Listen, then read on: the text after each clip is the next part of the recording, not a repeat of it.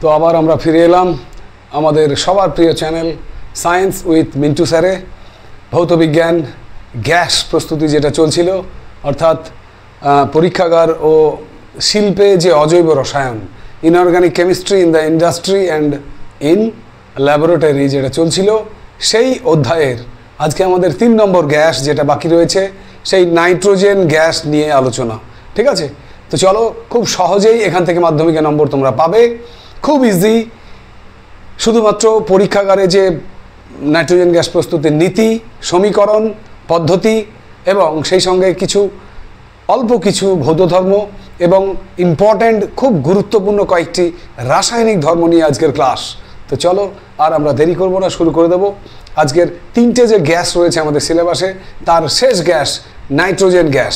সেখান থেকে দেখা যাক মাধ্যমিকে কোন ধরনের প্রশ্ন তোমাদের সামনে আসে এবং সেগুলোর উত্তর আমরা কি করে করব, সব নিয়ে আজকের ক্লাস।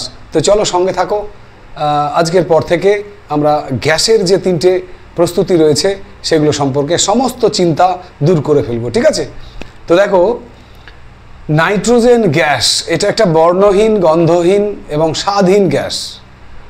বর্ণহীন, গন্ধহীন এবং স্বাদহীন গ্যাস। তো এটা আমরা জানি, প্রত্যেকেই জানি যে বায়ুমণ্ডলে 78% নাইট্রোজেন গ্যাস রয়েছে শতকরা হিসেবে 78%। এবং বায়ুমণ্ডলের যে অন্যান্য গ্যাসগুলো রয়েছে, অক্সিজেন রয়েছে, জলীয় বাষ্প রয়েছে, কার্বন ডাইঅক্সাইড রয়েছে, তাদের মধ্যে সবচেয়ে শতকরা হিসাবে বেশি যে গ্যাস, সেটাই হচ্ছে আমাদের নাইট্রোজেন গ্যাস, তাই তো? তো এখন আমরা দেখে নেব পরীক্ষাগারে নাইট্রোজেন গ্যাস প্রস্তুতির নীতি কি। যদি পরীক্ষায় আসে নাইট্রোজেন গ্যাস প্রস্তুতির নীতি লেখো, তাহলে আমরা কি লিখব? দেখো, প্রথমে নীতি। আজকের ক্লাস শুরু করলাম নাইট্রোজেন গ্যাস প্রস্তুতির নীতি দিয়ে। তো আমরা খুব সহজেই মনে রাখার জন্য দেখো,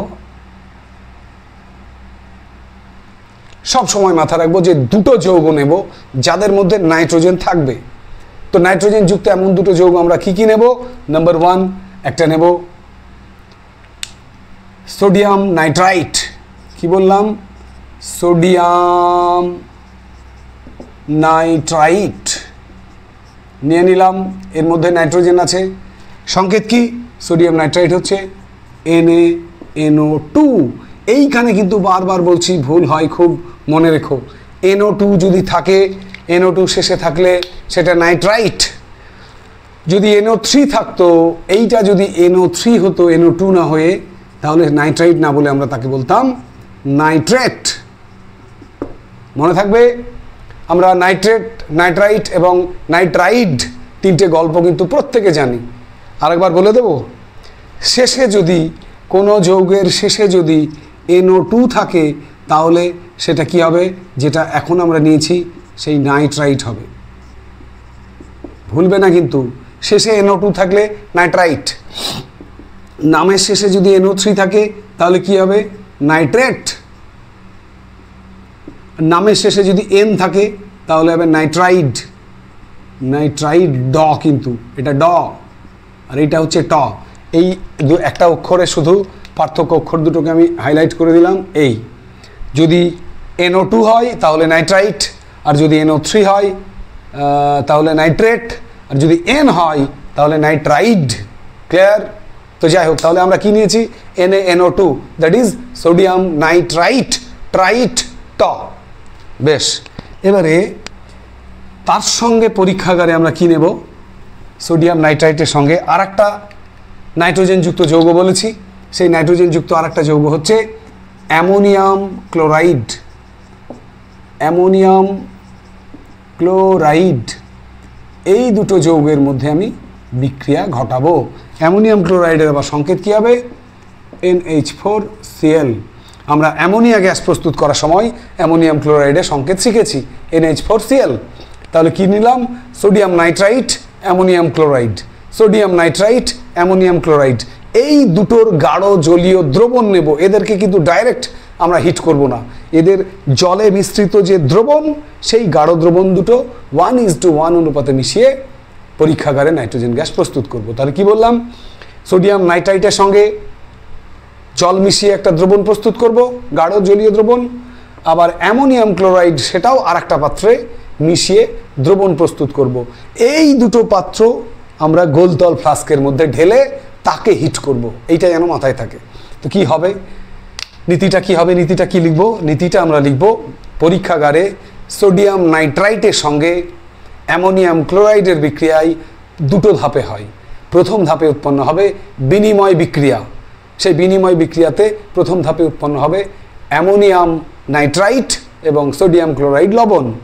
এই অ্যামোনিয়াম নাইট্রাইট যেটা উৎপন্ন হলো NH4NO2, সেটা আবার অস্থায়ী যৌগ, সেটা অল্প তাপে ভেঙে গিয়ে কি করবে, নাইট্রোজেন গ্যাস উৎপন্ন করবে। সেটা কিভাবে হবে না, সেটা হবে আমাদের দুটো ধাপে। কি বললাম আমি? তাহলে আমি সমীকরণটা আগে জেনে নিই, তাহলে ধাপ দুটো ক্লিয়ার হয়ে যাবে। নীতির পরে আমাদের সমীকরণ, সেটাকে বলি সমীকরণ। দেখো সমীকরণটা কি হচ্ছে, স্টেপ ওয়ান প্রথম ধাপে কি হচ্ছে দেখো, প্রথম ধাপে আমরা সোডিয়াম নাইট্রাইট NaNO2 তার সঙ্গে অ্যামোনিয়াম ক্লোরাইড NH4Cl, এদের বিক্রিয়ায় আমি কি বললাম, এদের বিনিময় বিক্রিয়া হবে। সেই বিনিময় বিক্রিয়ায় কি হয়, এই যে এর নাইট্রাইটটা অ্যামোনিয়াম আয়নের সঙ্গে যুক্ত হবে, আর অ্যামোনিয়াম ক্লোরাইডটা সোডিয়ামের সঙ্গে যুক্ত হবে, হয়ে কি তৈরি হবে, এই যে এই বিনিময় হয়ে গেল। দেখো এই সোডিয়ামের বোঝাটা অ্যামোনিয়ামের ঘাড়ে পড়লো, অ্যামোনিয়ামের বোঝাটা সোডিয়ামের ঘাড়ে চলে এলো, তাহলে কি তৈরি হয়ে যাবে, NH4Cl, তার সঙ্গে তৈরি হবে পড়ে থাকছে NaCl। বোঝা গেল বিনিময় বিক্রিয়া, একজনের বোঝা আরেকজনের ঘাড়ে ট্রান্সফার হয়ে যাওয়া, একজনের বোঝা আরেকজনকে, এ বললো আমার বোঝাটা তুই নে, তোর বোঝাটা আমাকে দে। কি করলো, সোডিয়াম নাইট্রাইট ওর বোঝাটা অ্যামোনিয়ামকে দিয়ে দিল, আর অ্যামোনিয়াম তার ক্লোরাইডের বোঝাটা সোডিয়ামকে দিয়ে দিল, দিয়ে সোডিয়াম ক্লোরাইড হয়ে গেল, এটা হবে অ্যামোনিয়াম নাইট্রাইট। এটার নাম কি বললাম, দ্যাট ইজ অ্যামোনিয়াম নাইট্রাইট। ব্যাস। স্টেপ 2,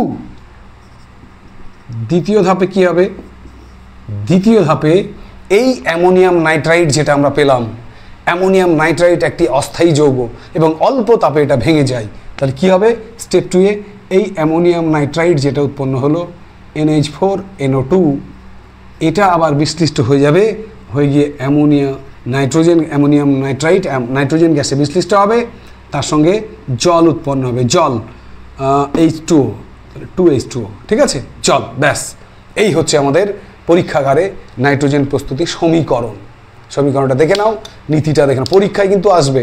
কি প্রশ্ন আসবে, পরীক্ষাগারে নাইট্রোজেন তৈরির নীতি ও সমীকরণটি লেখো। তখন আমরা বলবো পরীক্ষাগারে সোডিয়াম নাইট্রাইট এর জলীয় দ্রবণ এবং অ্যামোনিয়াম ক্লোরাইডের জলীয় দ্রবণ দুটোর মধ্যে বিক্রিয়া ঘটিয়ে 1:1 অনুপাতে বিক্রিয়া ঘটিয়ে অল্প তাপে কি হয়, নাইট্রোজেন গ্যাস উৎপন্ন হয়। এটা পরের ধাপে। প্রথম ধাপে উৎপন্ন হয় কি না, অ্যামোনিয়াম নাইট্রাইট, এই অস্থায়ী যৌগ অ্যামোনিয়াম নাইট্রাইট দ্বিতীয় ধাপে ভেঙে গিয়ে তৈরি করে নাইট্রোজেন। এবার বিক্রিয়াটা NaNO2 sodium nitrite plus NH4Cl ammonium chloride বিক্রিয়া করে তৈরি করবে NH4NO2 অ্যামোনিয়াম নাইট্রাইট এবং NaCl মানে খাদ্য লবণ। স্টেপ 2 কি হবে, অ্যামোনিয়াম নাইট্রাইট ভেঙে গিয়ে নাইট্রোজেন এবং জল উৎপন্ন করবে। ক্লিয়ার? আসলে আমরা নীতি সমীকরণ লিখে দেবো মাধ্যমিকে। কি লিখতে পারবো তো? পারবো, একদম। এলেই পরীক্ষায় লিখে দেবো। নেক্সট, এবারে দেখো নীতির পরে আমাদের এবারে পদ্ধতি আলোচনা করব, তবে তার আগে কিছু কথা। এখানে দেখো পরীক্ষাগারে নাইট্রোজেন গ্যাস প্রস্তুত করার জন্য কি কি যন্ত্রপাতি লাগে, কি কি লাগবে তোমার ল্যাবরেটরিতে, সেই যন্ত্রপাতিগুলোর নাম আমরা একবার জেনে নেব। পরীক্ষাগারে নাইট্রোজেন গ্যাস প্রস্তুতির জন্য যে যে যন্ত্রপাতিগুলো লাগবে তাদের নাম আমি বলে দিচ্ছি। দেখো এই যন্ত্রপাতি, এই অ্যাপারেটাসগুলো লাগবে। একটা লাগবে গোলতল ফ্লাস্ক, খুব দরকার, গোলতল ফ্লাস্ক। নাম্বার 2 তোমার একটা স্ট্যান্ড লাগবে, ক্ল্যাম্প লাগবে, স্ট্যান্ড ক্ল্যাম্প। নাম্বার 3 একটা দীর্ঘনল ফানেল লাগবে, দীর্ঘনল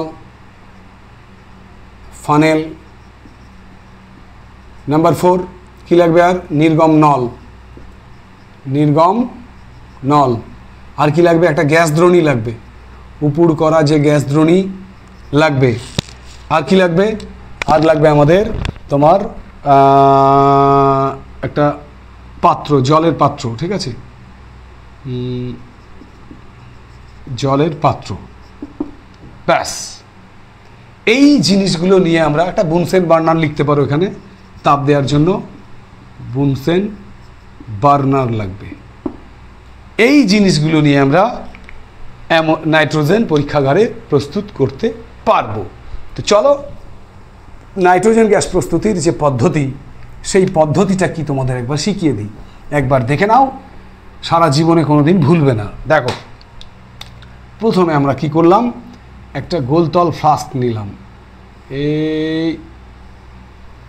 এই একটা গোলতল ফ্লাস্ক, যার এই মুখটা একটা কর্কের ছিপি দিয়ে আবৃত, কর্কের ছিপি আছে। এবারে কি করব, এটাকে স্ট্যান্ডের সাহায্যে আটকে দেব,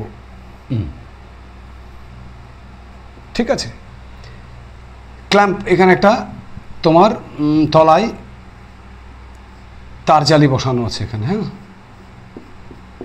তার জালির উপরে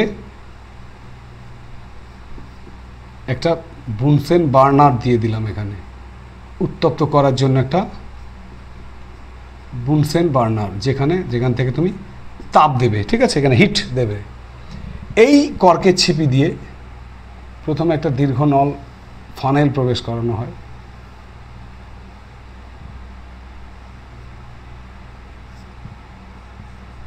দীর্ঘনল ফানেলের শেষ প্রান্তটা অবশ্যই যে দ্রবণটা ভেতরে নেব, যে দ্রবণটা নেব সেই দ্রবণের ভেতরে প্রবেশ করাতে হবে। দেখো, এর শেষ প্রান্তটা দ্রবণের মধ্যে ডুবে আছে, কিন্তু অবশ্যই সতর্কতা হিসেবে মাথায় রেখো, দীর্ঘনল ফানেলের শেষ প্রান্তটা দ্রবণের ভেতরে ডুবে থাকবে। আর একটা এখান থেকে নির্গত হবে কে, নির্গম নল। এই নির্গম নলটা, এটাও সতর্কতার জন্য মনে রেখো, এটা কিন্তু দ্রবণের উপরে থাকবে, অনেকটা উপরে। দেখো, দ্রবণের শেষ প্রান্তটা নির্গম নলে দ্রবণের ওপরে থাকবে। এখান থেকে নির্গম নল নির্গত হয়ে কোথায় চলে যাবে, সোজা এখানে একটা পাত্র রাখা থাকে, এটা যদি অনুভূমিক রেখা ধরি তাহলে এখানে একটা পাত্র রাখা থাকে, জলের পাত্র। এখানে একটা উপুড় করা গ্যাস দ্রোণী, গ্যাস জার যেটা, সেটা থাকবে, ঠিক আছে, জলের মধ্যে। আর এইটা গিয়ে এইখানে উন্মুক্ত হবে, এইখানে, ঠিক আছে। ব্যাস, যে দেখো এখানে এই যে দ্রবণটা নিয়েছি আমরা, কিভাবে দ্রবণটা নিয়েছি না, দ্রবণটা তৈরি আমি দুটো পাত্রে করব, এই একটা পাত্র, এই একটা পাত্র। এখানে আমি নেব NH4Cl অ্যামোনিয়াম ক্লোরাইড, এখানে নেব সোডিয়াম নাইট্রাইট, এর সঙ্গে কি মেশাবো, জল, এর সঙ্গে কি মেশাবো, জল। তাহলে একটা পাত্রে আমি অ্যামোনিয়াম ক্লোরাইডের জলীয় দ্রবণ নিলাম, আর একটা পাত্রে আমি সোডিয়াম নাইট্রাইটের জলীয় দ্রবণ নিলাম। ভালোভাবে মিশিয়ে দুটো মিশ্রণকে কি করব, একেও এখানে ঢালবো, একেও এখানে ঢালবো। দীর্ঘনল ফানেল দিয়ে ঢাললেই কিন্তু গোলতল ফ্লাস্কের মধ্যে দুটো মিশ্রণ এসে পড়বে। তাহলে বর্তমানে গোলতল ফ্লাস্কে কোন কোন মিশ্রণ আছে, অ্যামোনিয়াম ক্লোরাইডের মিশ্রণ জলীয় দ্রবণ, আর সোডিয়াম নাইট্রাইটের জলীয় দ্রবণ, ঠিক আছে। এইবার 1:1 অনুপাতে, এটা অবশ্যই 1:1 এই অনুপাতে নেয়ার পরে এবারে কি করব আমরা, এবারে তোমার এটাকে বুনসেন বার্নার দিয়ে হিট করব, দ্রবণটাকে ধীরে ধীরে ধীরে ধীরে হিট করলে এখানে এদের বিক্রিয়ায় প্রথমে তৈরি হবে, তোমরা জানো এখানে প্রথমে কি তৈরি হবে বলেছিলাম, অ্যামোনিয়াম NH4NO2। এই অ্যামোনিয়াম নাইট্রাইট আবার ভেঙে যাবে কিসে, নাইট্রোজেন N2 দিয়ে, এখান দিয়ে নাইট্রোজেনটা কি করবে, পাস করবে। এই উৎপন্ন নাইট্রোজেনটা বাঁকানো নির্গম নল দিয়ে এই দিক দিয়ে এই দিক দিয়ে এই দিক দিয়ে গিয়ে গিয়ে গিয়ে গিয়ে সোজা চলে যাবে, গিয়ে উপুড় করা গ্যাস জারের মধ্যে এখানে গিয়ে গ্যাসটা সংগ্রহ হবে। এইখানে এই পাত্রে কে থাকবে, N2 গ্যাস। ব্যাস, এই হচ্ছে আমাদের পদ্ধতি। যদি বলি সংগ্রহ, সংগ্রহ কিভাবে করব না, এই নাইট্রোজেন গ্যাসটা জলে অদ্রাব্য, আমি এখানে লিখেই দিলাম, মনে রেখো, নাইট্রোজেন গ্যাস জলে অদ্রাব্য, আর এই জলে অদ্রাব্য হয় বলে আমরা জলের নিম্ন অপসারণ দ্বারা, দেখো নিচের দিক থেকে পাইপটা ঢোকানো আছে, জলের নিম্ন অপসারণ দ্বারা গ্যাস জারে নাইট্রোজেন গ্যাসকে আমরা সংগ্রহ করব। ঠিক আছে, এই হচ্ছে মোটামুটি পরীক্ষাগারে নাইট্রোজেন গ্যাস প্রস্তুতির কি কি বিকারক দ্রব্য লাগবে, তার নীতি, তার সমীকরণ, যন্ত্রপাতি, পদ্ধতি, সংগ্রহ। ক্লিয়ার? এবারে যদি আমি বলি যে একটা গ্যাস জারে নাইট্রোজেন গ্যাস আছে, তার শনাক্তকরণ তুমি কিভাবে করবে? দেখো নাইট্রোজেন গ্যাস সাধারণত আমরা এর আগে মুছে দিলাম এটা, হ্যাঁ, এর আগে আমরা যে অ্যামোনিয়া পড়েছিলাম, হাইড্রোজেন সালফাইড পড়েছিলাম, তাদের একটা বিশেষ গুণ ছিল, সেটা হচ্ছে তাদের তোমার গন্ধ। সেই গন্ধ আমরা কি পেয়েছিলাম না, অ্যামোনিয়ার পেয়েছিলাম ঝাঁঝালো গন্ধ, আর হাইড্রোজেন সালফাইডের পেয়েছিলাম পচা ডিমের মতো গন্ধ। কিন্তু আমাদের দুর্ভাগ্য যে নাইট্রোজেন কিন্তু এরকম কোনো গন্ধই নাই, গন্ধহীন গ্যাস, এ বর্ণহীন, স্বাদহীন, গন্ধহীন গ্যাস। তাহলে গন্ধ দ্বারা একে শনাক্ত করা যাবে না। তাহলে কি করে নাইট্রোজেনকে শনাক্ত করব? তার উত্তর হচ্ছে ম্যাগনেসিয়াম ফিতার সঙ্গে নাইট্রোজেনের বিক্রিয়া।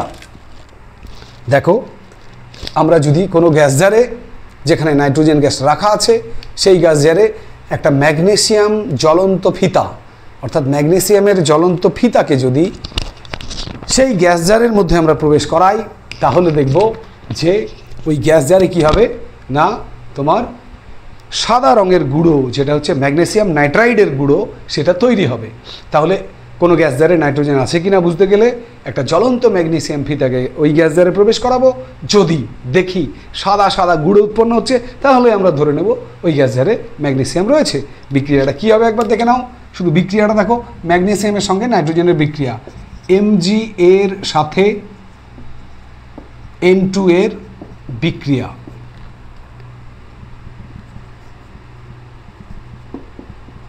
কি ঘটছে? ম্যাগনেসিয়াম প্লাস নাইট্রোজেন তৈরি হবে Mg3N2, এর নাম হচ্ছে ম্যাগনেসিয়াম নাইট্রাইড।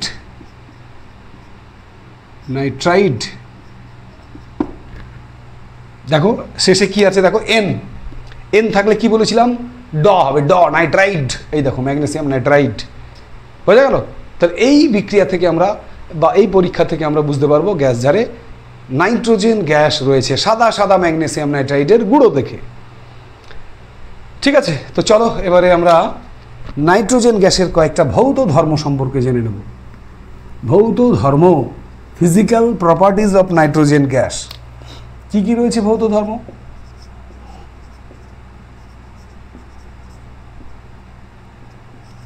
দেখো প্রথমে আমরা বলে দিয়েছি ভৌত ধর্ম একটা, সেটা হচ্ছে নাইট্রোজেন একটি স্বাদহীন, বর্ণহীন, গন্ধহীন গ্যাস। নাম্বার 2, এর যদি বাষ্প ঘনত্বের কথা বলি, তাহলে আমরা জানি এর বাষ্প ঘনত্ব হচ্ছে বা বাষ্পীয় ঘনত্ব কত হবে, 14। যেহেতু এর আণবিক ভর 28, তাই এর বাষ্প ঘনত্ব হবে তার অর্ধেক, 14। আর কি, এটা জলে একদম অদ্রাব্য, জলে অদ্রাব্য একটি গ্যাস। তাহলে বাষ্পীয় ঘনত্ব 14, এটা জলে অদ্রাব্য। আর কি বললাম, স্বাদহীন, গন্ধহীন, বর্ণহীন। ঠিক আছে, আর এটা সব সময় সাধারণ অবস্থায় গ্যাসীয় পদার্থ। ব্যাস, এগুলোই মোটামুটি হচ্ছে নাইট্রোজেন গ্যাসের ভৌত ধর্ম। এগুলো একটু দেখে নিও, এগুলো পরীক্ষায় খুব একটা আসে না। এবার যেটা আসবে পরীক্ষায় সেটা হচ্ছে নাইট্রোজেন গ্যাসের প্রধান প্রধান কয়েকটি কেমিক্যাল প্রপার্টিজ, রাসায়নিক ধর্ম, খুবই ইম্পর্ট্যান্ট। মোটামুটি 4টে তোমাকে রাসায়নিক বিক্রিয়ার কথা বলবো, যার মধ্যে একটি পরীক্ষায় পেয়ে যাবে। চলো আমরা আলোচনা করবো এবারে নাইট্রোজেন গ্যাসের রাসায়নিক ধর্ম। নাম্বার 1, রাসায়নিক ধর্ম, যেটাকে আমরা বলি কেমিক্যাল প্রপার্টিজ।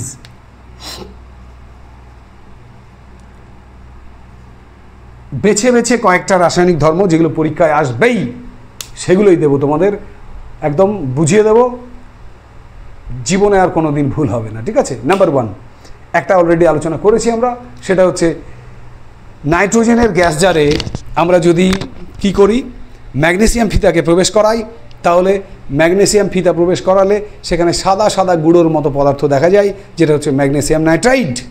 তাহলে প্রথম বিক্রিয়া যেটা আমরা বলবো, ম্যাগনেসিয়ামের সঙ্গে নাইট্রোজেনের বিক্রিয়ায় উৎপন্ন হবে ম্যাগনেসিয়াম নাইট্রাইড। বিক্রিয়াটা কী হবে? নাম্বার 1 অলরেডি আমরা জেনে ফেলেছি, magnesium Mg plus nitrogen N2 তৈরি হয়ে যাবে Mg3N2। এটা কেমন দেখতে? সাদা গুঁড়ো পদার্থ। ক্লিয়ার? একটা রাসায়নিক ধর্ম গেল। কি বললাম আমি? নাইট্রোজেনের গ্যাস জারে যদি জ্বলন্ত ম্যাগনেসিয়াম ফিতাকে প্রবেশ করানো হয় তাহলে কি ঘটবে? সমীকরণ সহ লেখো। উত্তর হচ্ছে ম্যাগনেসিয়াম জ্বলন্ত ফিতা নাইট্রোজেনের সঙ্গে বিক্রিয়া করে ম্যাগনেসিয়াম নাইট্রাইড উৎপন্ন করবে এবং সাদা সাদা গুঁড়ো পদার্থ তলায় জমা হবে, যেটা হচ্ছে ম্যাগনেসিয়াম নাইট্রাইড। ক্লিয়ার? নাম্বার 2 নম্বর রাসায়নিক ধর্ম যেটা পরীক্ষার জন্য খুবই গুরুত্বপূর্ণ, সেটা হচ্ছে হাইড্রোজেনের সঙ্গে নাইট্রোজেনের বিক্রিয়া। নাম্বার 2 হাইড্রোজেন ও নাইট্রোজেনের বিক্রিয়া কি হয় আমরা এর আগে জেনেছি যে পরীক্ষাগারে নাইট্রোজেনের সঙ্গে হাইড্রোজেনের বিক্রিয়ায় হেবার পদ্ধতিতে অ্যামোনিয়া প্রস্তুত করা হয়। মনে পড়ছে? হেবার পদ্ধতিতে অ্যামোনিয়া প্রস্তুত করা হয়। সেটা কেমনভাবে? না, নাইট্রোজেন 1 ভাগ এবং 3 ভাগ হাইড্রোজেন, ওই জন্য লিখলাম N2 + 3H2 1:3 অনুপাত। 1 ভাগ নাইট্রোজেনের সঙ্গে 3 ভাগ হাইড্রোজেন। তাপমাত্রা কত দেব? 550 ডিগ্রি তাপমাত্রা। ঠিক আছে। চাপ কত দেব? চাপ 2 atm, 200 বায়ুমণ্ডলীয় চাপ। এর সঙ্গে কিছু নাম মনে রেখো, Fe2O3, ঠিক আছে, Al2O3, ফেরাস, তোমার ফেরাস অক্সাইড, অ্যালুমিনিয়াম অক্সাইড এবং তোমার এর সঙ্গে সামান্য পরিমাণে পটাশিয়াম অক্সাইড যদি চূর্ণ মিশিয়ে দেওয়া হয় তাহলে তারা প্রভাবক বা অনুঘটক রূপে কাজ করে, যেটা বিক্রিয়ার বেগকে বাড়িয়ে দেয়। তাহলে আমরা বলবো ফেরাস অক্সাইড, অ্যালুমিনিয়াম অক্সাইড এবং তোমার পটাশিয়াম অক্সাইড এদের মিশ্রণকে অনুঘটক বা প্রভাবক রূপে ব্যবহার করে 550 ডিগ্রি তাপমাত্রায় 200 বায়ুমণ্ডলীয় চাপে নাইট্রোজেনের সঙ্গে হাইড্রোজেনের বিক্রিয়ায় তৈরি হয় 2 আয়তন অ্যামোনিয়া 2NH3। এটা আমরা সবাই জানি, এটাকে বলা হয় হেবার পদ্ধতিতে অ্যামোনিয়া তৈরি। হেবার পদ্ধতি মনে থাকবে, পরীক্ষায় কিন্তু বারবার প্রশ্নটা আসে, হেবার পদ্ধতিতে অ্যামোনিয়া কিভাবে পাওয়া যায়? না, নাইট্রোজেনের সঙ্গে হাইড্রোজেনের বিক্রিয়ায় 550 ডিগ্রি সেন্টিগ্রেড উষ্ণতায় 200 বায়ুমণ্ডলীয় চাপে Fe2O3, Al2O3 এবং K2O3 যেটা আছে, পটাশিয়াম অক্সাইড, অ্যালুমিনিয়াম অক্সাইড এবং তোমার ফেরাস অক্সাইড এদের প্রভাবক বা অনুঘটক রূপে ব্যবহার করে অ্যামোনিয়া গ্যাস পাওয়া যায়। ক্লিয়ার? নেক্সট হচ্ছে 3 নম্বর যে বিক্রিয়া, সেটা আরও ইম্পর্ট্যান্ট বিক্রিয়া এবং এটাই তোমাদের নাইট্রোজেনের সেরা বিক্রিয়া। পরীক্ষায় কিন্তু প্রায় প্রশ্নটা দেখতে পাবে তোমরা। প্রশ্নটা কি না, ক্যালসিয়াম কার্বাইডের সঙ্গে নাইট্রোজেনের বিক্রিয়া। ক্যালসিয়াম কার্বাইডের উত্তপ্ত ক্যালসিয়াম কার্বাইডের উপর দিয়ে যদি আমি নাইট্রোজেন গ্যাস চালনা করি তাহলে কি ঘটবে? সমীকরণ সহ লেখো। দেখো বিক্রিয়াটা দেখো আগে। সেটা হচ্ছে ক্যালসিয়াম কার্বাইড, ক্যালসিয়াম কার্বাইড, তার সঙ্গে কি বললাম? Nitrogen gas. নাইট্রোজেন গ্যাস কি ঘটবে? সমীকরণটা কি হবে? Calcium carbide CaC2 plus nitrogen. যদি ক্যালসিয়াম কার্বাইডের সঙ্গে আমি নাইট্রোজেনের বিক্রিয়া ঘটাই তাহলে calcium cyanamide CaNCN plus carbon. এই CaNCN এবং কার্বন এটার নাম হচ্ছে ক্যালসিয়াম সায়ানামাইড। সায়ানামাইড নামটা বিশেষভাবে মনে রেখো। ক্যালসিয়াম সায়ানামাইড এবং কার্বন, ক্যালসিয়াম সায়ানামাইড এবং কার্বন এই দুটোর মিশ্রণকে বলা হয় নাইট্রোলিম। কি বলা হয়? এটা ক্যালসিয়াম সায়ানামাইড প্লাস কি বললাম? এটা কার্বন। এই দুটোর মিশ্রণকে কি বলবো? সমান সমান নাইট্রোলিন। পরীক্ষায় বারবার প্রশ্নটা কিন্তু আসে, ক্যালসিয়াম কার্বাইড উত্তপ্ত অবস্থায় এর উপর দিয়ে যদি নাইট্রোজেন চালনা করা হয় তাহলে কি ঘটবে, সমীকরণ সহ লেখো। অথবা নাইট্রোলিন কাকে বলে, এর ব্যবহার কি। উত্তর আমাদের চোখের সামনে, সেটা হচ্ছে ক্যালসিয়াম কার্বাইডের সঙ্গে উত্তপ্ত অবস্থায় নাইট্রোজেনের বিক্রিয়ায়। উত্তপ্ত অবস্থায় কেন? 1100 ডিগ্রি তাপমাত্রা মাথায় রেখো।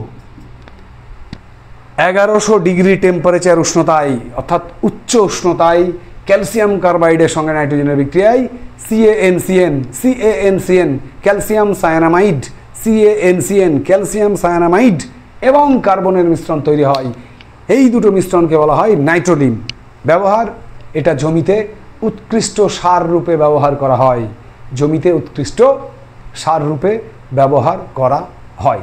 এই হচ্ছে আমাদের নাইট্রোজেন গ্যাসের মোটামুটিভাবে তোমার রাসায়নিক ধর্ম। এই তিনটে ধর্মকে ভালোভাবে জেনে রেখো। একটা কথা এখানে আমাকে বলতে হবে রাসায়নিক ধর্ম শেষ করার আগে, সেটা হচ্ছে এই যে ম্যাগনেসিয়াম ফিতার সঙ্গে নাইট্রোজেনের যে বিক্রিয়াটা বলেছিলাম মনে আছে তো, নাইট্রোজেন গ্যাস জারে একটা জ্বলন্ত ম্যাগনেসিয়াম ফিতাকে যদি প্রবেশ করাও তাহলে ম্যাগনেসিয়াম নাইট্রাইড উৎপন্ন হবে। এইখানে একটু জিনিস তুমি মনে রেখো তোমরা, ম্যাগনেসিয়াম নাইট্রাইড যেটা উৎপন্ন হয় Mg3N2, এটার সঙ্গে আবার জলীয় দ্রবণ মানে জলের বিক্রিয়া হয়। এটার সঙ্গে জলের যদি বিক্রিয়া হয় H2O, তাহলে আবার তৈরি হয়ে যাবে ম্যাগনেসিয়াম হাইড্রক্সাইড MgOH2 এবং অ্যামোনিয়া NH3। কি বললাম আমি? না, জলের সঙ্গে এর বিক্রিয়ায় কি উৎপন্ন হবে? ম্যাগনেসিয়াম নাইট্রাইডের বিক্রিয়ায় ম্যাগনেসিয়াম হাইড্রক্সাইড এবং অ্যামোনিয়া। এখানে 6 অণু জল, Mg3, তাহলে 3Mg, আর তৈরি হবে তোমার 2NH3। ঠিক আছে, 2NH3 বিক্রিয়াটাকে ঝেড়ে ব্যালান্স সহ মুখস্থ করবে, পরীক্ষার জন্য খুব ইম্পর্টেন্ট। বলবে, দেখো প্রশ্নটা ভালো করে শুনে নাও, জ্বলন্ত ম্যাগনেসিয়াম ফিতাকে নাইট্রোজেন গ্যাস জারে প্রবেশ করানো হলে কি মানে উৎপন্ন হবে লেখো। তারপরের স্টেপে আবার জিজ্ঞেস করবে সেই উৎপন্ন পদার্থকে যদি জলে দ্রবীভূত করা হয় তাহলে কি ঘটবে লেখো। তাহলে আমরা প্রথমটুকু তো অলরেডি জানি যে জ্বলন্ত ম্যাগনেসিয়াম ফিতাকে নাইট্রোজেন গ্যাস জারে প্রবেশ করালে সাদা সাদা গুঁড়োর মতো ম্যাগনেসিয়াম নাইট্রাইড উৎপন্ন হয় Mg3N2। এই ম্যাগনেসিয়াম নাইট্রাইডের সঙ্গে আবার জলের বিক্রিয়াটাও মনে রেখো। জলের বিক্রিয়ায় ম্যাগনেসিয়াম নাইট্রাইডের সঙ্গে জলের বিক্রিয়ায় কি উৎপন্ন হবে? ম্যাগনেসিয়াম হাইড্রক্সাইড এবং একটি ঝাঁঝালো গন্ধ বিশিষ্ট গ্যাস যেটা হচ্ছে অ্যামোনিয়া গ্যাস। শর্ট কোশ্চেন দিয়ে দিল, ধরো বলবে ম্যাগনেসিয়াম নাইট্রাইডের সঙ্গে জলের বিক্রিয়ায় যে ঝাঁঝালো গ্যাসটি উৎপন্ন হয় সেটি কি? উত্তর অ্যামোনিয়া গ্যাস। ঠিক আছে, মনে থাকবে তোমাদের। লাস্ট, নাইট্রোজেনের রাসায়নিক ধর্মের লাস্ট একদম শেষ কথা যেটা, সেটা হচ্ছে নাইট্রোজেন লবণ রূপে মাটিতে যে স্থিতিকরণ ঘটে সেইটুকু একটু আমরা আলোচনা করব। যে নাইট্রোজেনের স্থিতিকরণ, এইটা তোমরা মাথায় রেখো, তাহলেই নাইট্রোজেন মোটামুটি শেষ হয়ে যাবে। কি বললাম আমরা? হেডলাইন কি দেব? নাইট্রোজেনের স্থিতিকরণ এইটা একটুখানি দেখে রাখবে। সহজ ব্যাপার, এটা তোমরা জীবন বিজ্ঞানেও পড়বে যখন পরিবেশ সংরক্ষণ পড়বে না, পরিবেশ সম্পদ ও তার সংরক্ষণ, সেই অংশে তোমরা এটা দেখতে পাবে। নাইট্রোজেন চক্র যখন পড়ানো হবে তখন এটা তোমরা দেখতে পাবে। প্রশ্নটা কি আরেকবার শুনে নাও। নাইট্রোজেনের স্থিতিকরণ সেটা কি হয় না, দেখো আমরা জানি বায়ুমণ্ডলে নাইট্রোজেন গ্যাস রয়েছে, অক্সিজেন গ্যাস রয়েছে। এই নাইট্রোজেন আর অক্সিজেন স্বাভাবিকভাবে এরা কিন্তু বিক্রিয়া করতে চায় না। কেন চায় না তার উত্তরটা আগে শুনে নাও। নাইট্রোজেন রাসায়নিকভাবে নিষ্ক্রিয়। কেন নিষ্ক্রিয় না, নাইট্রোজেনের এখানে একটা খুব ইম্পর্টেন্ট একটি জায়গা, নাইট্রোজেনে দেখো N7 এর ইলেকট্রন বিন্যাস কী হবে? 2,5। তাহলে নাইট্রোজেনের বাইরের কক্ষে কটা ইলেকট্রন থাকছে? 5টা। তাহলে নাইট্রোজেন কি করে? নাইট্রোজেন যখন একটা নাইট্রোজেন আর একটা নাইট্রোজেনের সঙ্গে যুক্ত হয়ে, দুটো নাইট্রোজেন পরমাণু যখন যুক্ত হয়ে একটা নাইট্রোজেনের অণু গঠন করে, কিভাবে করে? এই নাইট্রোজেনের যে 5টা ইলেকট্রন তার মধ্যে 3টে সামনে এগিয়ে দেয় আর 2টো পাশে থাকে। আর একটা নাইট্রোজেন কি করে? সে তার 3টে ইলেকট্রন সামনে এগিয়ে দেয় আর 2টো আর এক পাশে থাকে। তো এখানে কি হয় দেখো, এখানে 3টে করে ইলেকট্রন এগিয়ে দিয়ে এরা 3টে কিন্তু পেয়ার তৈরি করে, 1 2 3। এই তিনটেকে আমরা বলবো সমযোজী ত্রিবন্ধন। কি তৈরি করলো? সমযোজী ত্রিবন্ধন। তারপরে এটা এটাকে ব্যবহার করে, এটা এটাকে ব্যবহার করে। এইটা হচ্ছে সমযোজী ত্রিবন্ধন, মনে থাকবে? তাহলে গঠিত হয়ে গেল কি না N2 অর্থাৎ নাইট্রোজেন রাসায়নিকভাবে একটি সমযোজী যৌগ। নাইট্রোজেন কিন্তু সমযোজী যৌগ এবং যার দেখো সমযোজী বন্ধনের সংখ্যা 3টে, অর্থাৎ সমযোজী ত্রিবন্ধন রয়েছে নাইট্রোজেনের মধ্যে। একটা নয়, দুটো নয়, তিনটে বন্ধন রয়েছে। এই জন্য নাইট্রোজেন চট করে কিন্তু কারো সঙ্গে রাসায়নিক বিক্রিয়া স্বাভাবিক অবস্থায় ঘটাতে চায় না। এই জন্যই বলা হয় রাসায়নিকভাবে নাইট্রোজেন নিষ্ক্রিয়। কিন্তু বিশেষ বিশেষ অবস্থায়, বিশেষ করে ওই যে বললাম না, বায়ুতে যখন থাকে, নাইট্রোজেন গ্যাস যখন বায়ুতে থাকে, তখন বায়ুর অক্সিজেনের সঙ্গে বজ্রপাতের সময়, বিদ্যুৎ স্ফুরণের সময় নাইট্রোজেন অক্সিজেনের সঙ্গে যুক্ত হয়ে প্রথমে তৈরি করে নাইট্রিক অক্সাইড। কিভাবে তৈরি করে? N2, বায়ুর N2 আর O2 পরস্পর যুক্ত হয়ে তৈরি করে 2NO। এটাকে বলা হয় নাইট্রিক অক্সাইড। দ্বিতীয় ধাপে কি হয়? এই নাইট্রিক অক্সাইড আবার বাতাসের যে অক্সিজেন সেটা দ্বারা আবার জারিত হয়, অতিরিক্ত ধূলিকণামুক্ত বায়ু দ্বারা জারিত হয়ে NO2 গঠন করে। NO2 এটাকে আমরা কি বলবো? Nitrogen die oxide. Nitrogen die oxide মাথায় থাকবে, নাইট্রোজেন ডাই অক্সাইড। তাহলে প্রথমে নাইট্রোজেন অক্সিজেন বিক্রিয়া করে তৈরি করলো নাইট্রিক অক্সাইড। নাইট্রিক অক্সাইড আবার অক্সিজেন দ্বারা জারিত হয়ে তৈরি করলো নাইট্রোজেন ডাই অক্সাইড। এবার শেষ স্টেপে এসে কি হয়? নাইট্রোজেন ডাই অক্সাইড বৃষ্টির জলের সঙ্গে বিক্রিয়া করে দুটো অ্যাসিড তৈরি করে, একটা HNO2, একটা HNO3। প্রথমটা হচ্ছে নাইট্রাস অ্যাসিড, দ্বিতীয়টা হচ্ছে নাইট্রিক অ্যাসিড।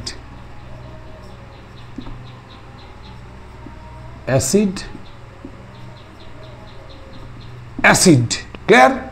তাহলে বায়ু নাইট্রোজেন ডাইঅক্সাইড বৃষ্টির জলের সঙ্গে যখন বিক্রিয়া করে তখন নাইট্রাস অ্যাসিড এবং নাইট্রিক অ্যাসিড উৎপন্ন করে। এই অ্যাসিডগুলো যখন পৃথিবীর বুকে ঝরে পড়ে তখন আমরা তাকে কি বলি? তখন তাকে বলি আমরা অম্ল বৃষ্টি বা অ্যাসিড রেইন। ঠিক আছে? অম্ল বৃষ্টির কথা আমরা পড়েছি বা ভবিষ্যতে পড়বো। অম্ল বৃষ্টি পড়বো, স্টোন ক্যান্সার পড়বো, এগুলো জানি আমরা কম বেশি। তো এই অম্ল বৃষ্টির ফলে যে নাইট্রেট মানে নাইট্রাস অ্যাসিড এবং নাইট্রিক অ্যাসিড উৎপন্ন হলো, এরা কি করে না এই দুটো, এই নাইট্রাস অ্যাসিড এবং নাইট্রিক অ্যাসিড এই দুটো মাটির ক্ষারের সঙ্গে বিক্রিয়া করে। ক্ষার যৌগ যেগুলো আছে না তাদের সঙ্গে এরা যুক্ত হয়ে যায়, হয়ে গিয়ে এরা তৈরি করে নাইট্রেট এবং নাইট্রাইট। নাইট্রেট এবং নাইট্রাইট, এই নাইট্রাইট এবং নাইট্রেট এই দুটোকে গাছেরা, উদ্ভিদেরা তাদের মূলরম দ্বারা আমরা জানি উদ্ভিদ দ্বারা খাদ্য তৈরি করার সময় রসের উৎসর্গ যখন ঘটে তখন মূলরম দ্বারা জল এবং জলে দ্রবীভূত খনিজ লবণ সংগ্রহ করে। এই লবণটাই হচ্ছে নাইট্রেট এবং নাইট্রাইট লবণ, যেটা মাটিতে আগে থেকে স্থিতিকরণ ঘটেছে। এবং সেটা কিভাবে স্থিতিকরণ ঘটেছে তোমাদের সামনেই রয়েছে। বায়ু নাইট্রোজেন অক্সিজেন বিদ্যুৎ স্ফুরণের সময় বিক্রিয়া করে নাইট্রিক অক্সাইড তৈরি করে। তারপর সেই নাইট্রিক অক্সাইড অক্সিজেন দ্বারা জারিত হয়ে নাইট্রোজেন ডাইঅক্সাইড তৈরি করে।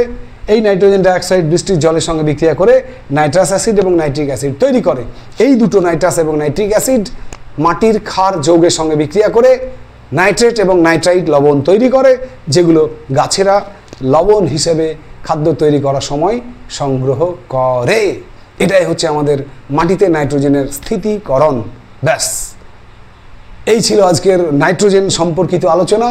নাইট্রোজেন গ্যাস আমাদের এখানেই শেষ হয়ে গেল। তো আমরা কি আজকের ক্লাসে শিখলাম খুব তাড়াতাড়ি একবার শুনে নাও। যারা প্রথম দিকে ক্লাসটি মিস করেছো একটুখানি বলে নিই, সেটা হচ্ছে নাইট্রোজেন গ্যাসের পরীক্ষাগারে প্রস্তুতির নীতি, সমীকরণ, পদ্ধতি, সংগ্রহ এগুলো শিখেছি আমরা। সেই সঙ্গে কিছু ভৌত ধর্ম, 4-5টা ভৌত ধর্ম, আর 3টে থেকে 4টে খুব গুরুত্বপূর্ণ যেগুলো মাধ্যমিক পরীক্ষায় থাকে তেমনই রাসায়নিক প্রপার্টিজ সম্পর্কে আমরা জেনে নিলাম। তো আমরা নেক্সট আমাদের বাকি রইল সেকেন্ড টার্মিনালের জন্য অ্যাসিড, যেখানে রয়েছে HCl, HNO3 এবং সালফিউরিক অ্যাসিড। 3টে অ্যাসিডের প্রস্তুতি, একটা মাত্র ক্লাসে 3টে অ্যাসিডের প্রস্তুতি কমপ্লিট হয়ে যাবে। আর আমাদের বাকি রইল মেটালার্জি বা ধাতুবিদ্যা, সেখানে বিভিন্ন ধাতুগুলো যেগুলো রয়েছে তাদেরও একটা থেকে ম্যাক্সিমাম দুটো, একটা ক্লাসেই প্রায় হয়ে যাবে। আর ওই দিকে তোমাদের একটু বাকি রয়েছে, সেটা হচ্ছে পরমাণু নিউক্লিয়াস। ঠিক আছে, সবগুলোই শেষ হয়ে যাবে, চিন্তার কিছুই নেই। আমি আগেই বলেছি সেকেন্ড টার্ম পরীক্ষা তোমাদের হয় জুলাইয়ের লাস্টে হবে, না হলে আগস্টের ফার্স্ট উইকে হবে। তো যাই হোক, যেদিনই হোক সিলেবাস আমাদেরকে শেষ করতে হবে, পড়া আমাদের তৈরি করতেই হবে। আর সেকেন্ড টার্ম পরীক্ষা হয়ে যাওয়ার পর মাথায় রাখবে আগামীতে আসছে তোমাদের মাধ্যমিকের জন্য প্রি মাধ্যমিক অর্থাৎ টেস্ট পরীক্ষা, যার জন্য কিন্তু এখন থেকে মানসিকভাবে প্রস্তুতি শুরু করে দিতে হবে। কারণ টেস্টের রেজাল্ট ভালো করলে মাধ্যমিকের রেজাল্ট ভালো তোমার হবেই হবে। ঠিক আছে, তো চলো আর বকবক না করে এখানে শেষ করছি আজকের ক্লাস। জয় হিন্দ, বন্দে মাতরম। সবাই সুস্থ থেকো, ভালো থেকো, টাটা।